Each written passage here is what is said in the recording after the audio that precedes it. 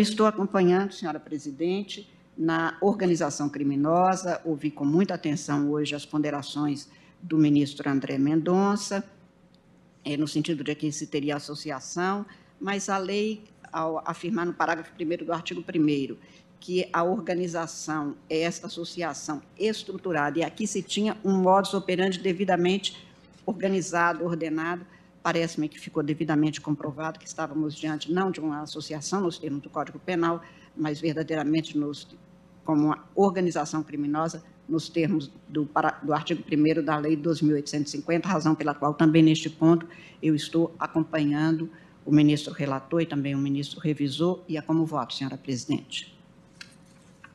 Agradeço à ministra Carmen Lúcia e vou proclamar o resultado provisório. Depois, naturalmente, vamos explicitar, porque são longas são longos os ditames finais de cada voto, mas registramos que o ministro André Mendonça votou no sentido da rejeição das preliminares, nesse ponto acompanhando o relator, mas quanto ao mérito, divergiu em parte do relator quanto à condenação em organização criminosa, imputando condenação pelo artigo 288 do Código Penal, ou seja, associação criminosa. E o mesmo com relação a Pedro Paulo Bergamache de Leone Ramos e ainda quanto a Luiz Pereira Duarte de Amorim. Ou seja, até pedimos para o resumo do voto.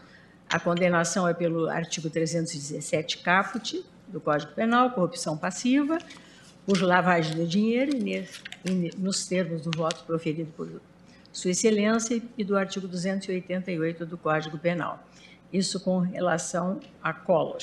Com relação a Pedro Paulo, é apenas o crime de corrupção passiva e associação criminosa, ou seja, houve absolvição quanto à lavagem de dinheiro. E com relação a Luiz Pereira Duarte de Amorim, condenação por lavagem de dinheiro e pelo delito do artigo 288 do Código Penal, associação criminosa. Essa depois vamos explicitar toda a parte dispositiva.